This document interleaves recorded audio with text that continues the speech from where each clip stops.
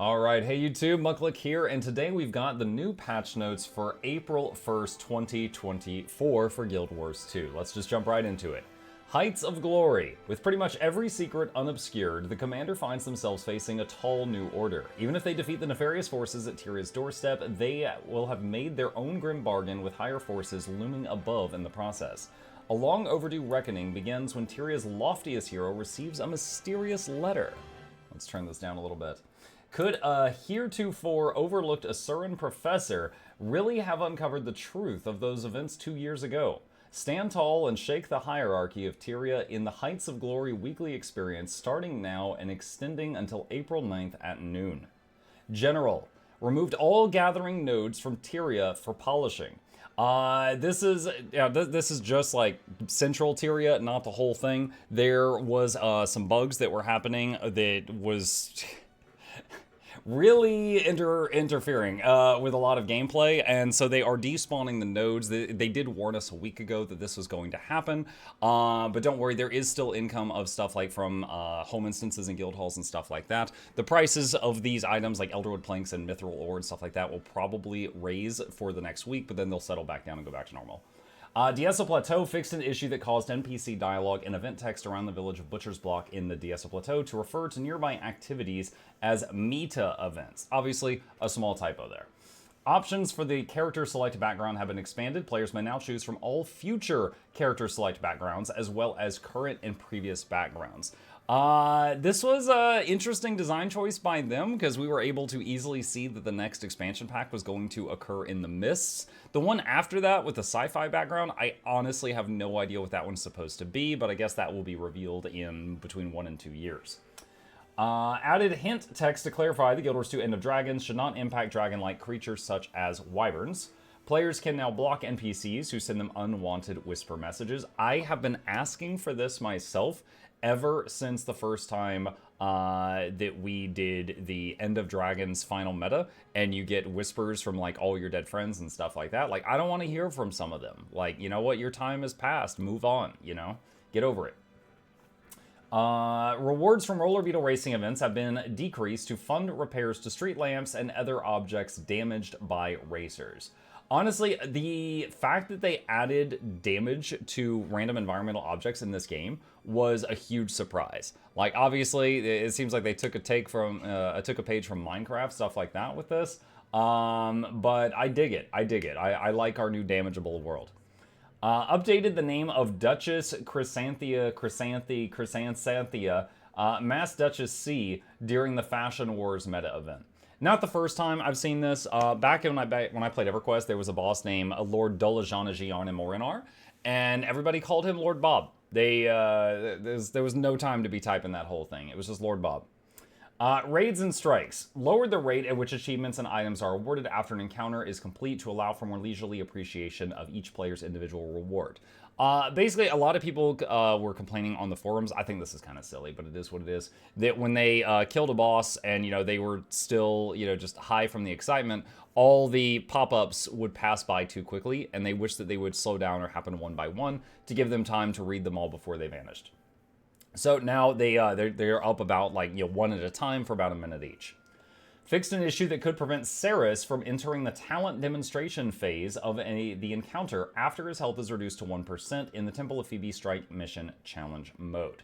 Yes, they did hotfix him before because no one was able to beat him, but originally there was supposed to be an entire additional phase.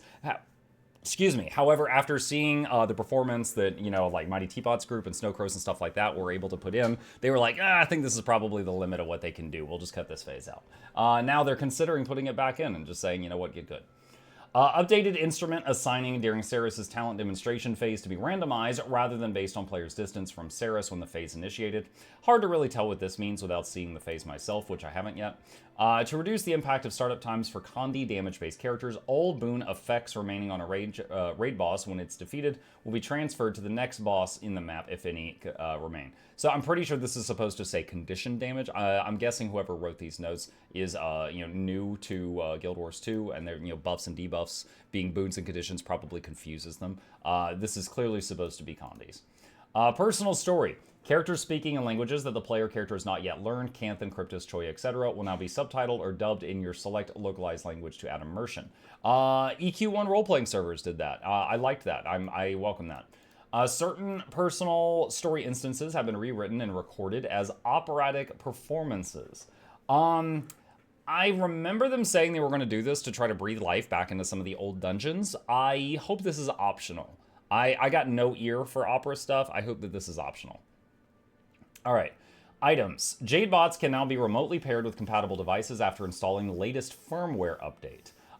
This essentially allows you to control the Jade bot from farther away. Some cool features arise from this, like the ability to use your Jade bot res on another person. Kind of like an engineer scrapper using a function gyro, except anyone can do it with a cooldown. Master Chef trainers now offer recipes that incorporate Noxxi and cabbages. This was just an item that didn't have any recipes in the game for it, so this is a welcome change. Unused food items in players' inventories will now have a chance per item to attract various animals. I think this is kind of funny. None of the animals, like I've already seen the pool. I signed an NDA. I'm not supposed to say that. I have an idea of what animals are going to come at you. None of them are threatening. It's just kind of like a silly thing. Walnuts in bulk have been added to various existing recipes as a required component. Profession skills. Elementalist. The large, small typo there. The Large Hydra Collider crew has announced that a new element has been discovered and can be attuned. Fermium. Deploy Jade Sphere. This skill is now categorized as a well. By the way, the fact that they're adding a 5th element, I think 100% locks in. You guys are never getting weapon swap. Like, 5 elements is going to be 25 skills on your 1 through 5. Weapon swap would make it 50. There's no way you're ever getting it. Deploy Jade Sphere is now categorized as a well.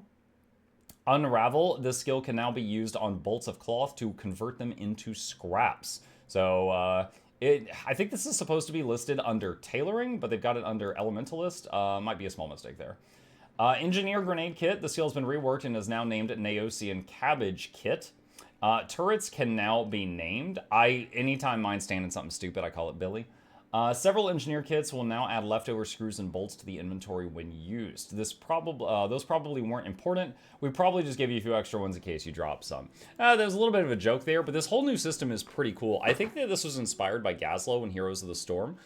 Basically, whenever you collect enough leftover screws and bolts, it's like a little buff icon, and it'll have a counter on it. Anytime you collect up to 20, your next turret type skill that you use, or engineering component type thing, it has no cooldown. So it's basically like anytime you collect enough of the nuts and bolts from your past contraptions, you get to do 1 skill for free.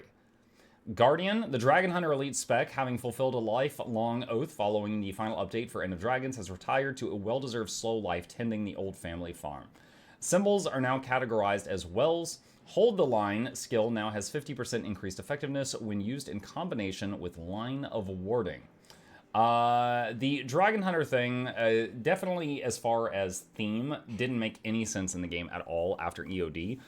What they are not mentioning here is they are essentially renaming it. They're going to rename the Dragon Hunter to another thing that I'm not allowed to talk about yet. So it's not like they're deleting Dragon Hunters, but Dragon Hunters as you know them will be gone. There will be something else there.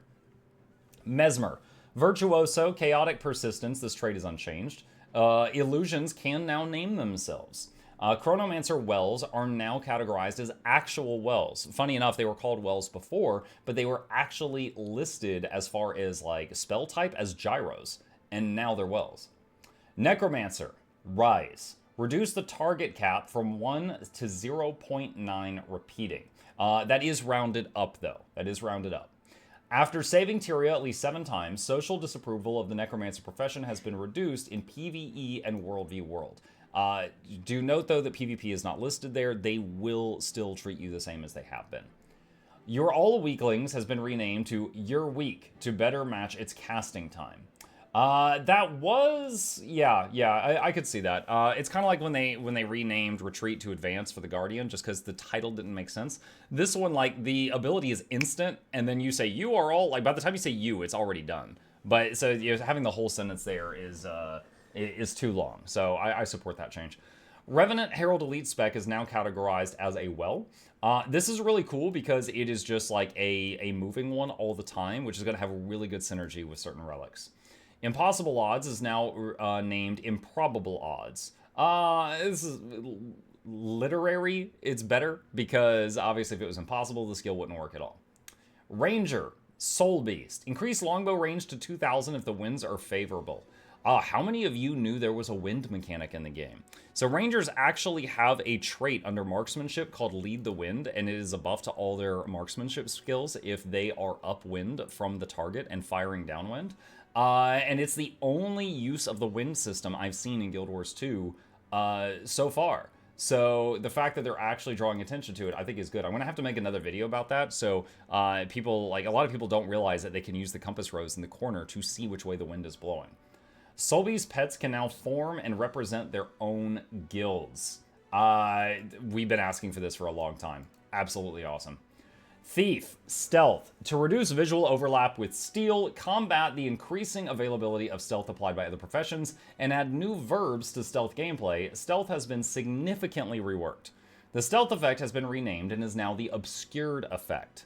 Applying Stealth as a thief is now a new gameplay verb, Secret.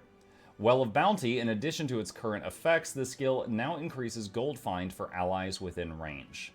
Lowered the number of thieves in PvP only. This was a running problem. If you had a team in PvP that had 5 people, and one of them was a healer, and another team was 5 people and they didn't have a healer, usually the team with the healer would win. Same with thieves. If you had a team with 5 people and one of them was a good thief and the other team had 5 people and there was no good thief on that team, usually the team with the good thief wins. But having more than that wasn't, really beneficial. Having like 2 to 4 or even 5 thieves was kind of bleh, but having one good one was game changing. So this is basically saying like just one, no more than that. Because it's just gonna basically throw the game. Warrior fixed an issue that prevented some Bladesworn projectiles from manifesting their blue sword spirit. Banner skills are now categorized as heraldic, which I mean it has a little bit of synergy with the Guildhall banners, but it's not going to have any major changes on gameplay. World vs. World added additional purple, yellow, and silver team options, just cosmetic stuff. Map pop caps have been temporarily removed to reduce server load. Yes, so what this is going to do is instead of having like multiple servers that have a cap on how many people can be on them, they're just going to try for a weekend having everybody on one server. So you know those times you go into World v World and it's occasionally just dead, like at that time there's no one there? We should not have that problem during the coming week because everyone's going to be on one server. It is going to be absolute chaos. The servers are going to be running way better and much faster than before because they will be able to turn off all those extra servers and just funnel all of that power to one of them. That is exactly how it works. The only thing that's going to suffer is your video card. Make sure you turn your graphics settings down because there's going to be, instead of like 70 enemies, there could be 3,000.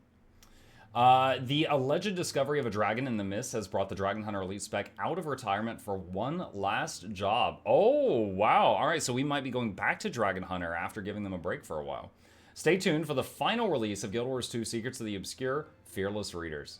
Awesome. Very, very good. Yeah, that is it for today's patch notes. I'm really glad that they brought back like a lot of this stuff. I think that overall it looked really good. I think these are some good changes. And I look forward to seeing what you guys think in the comments down below.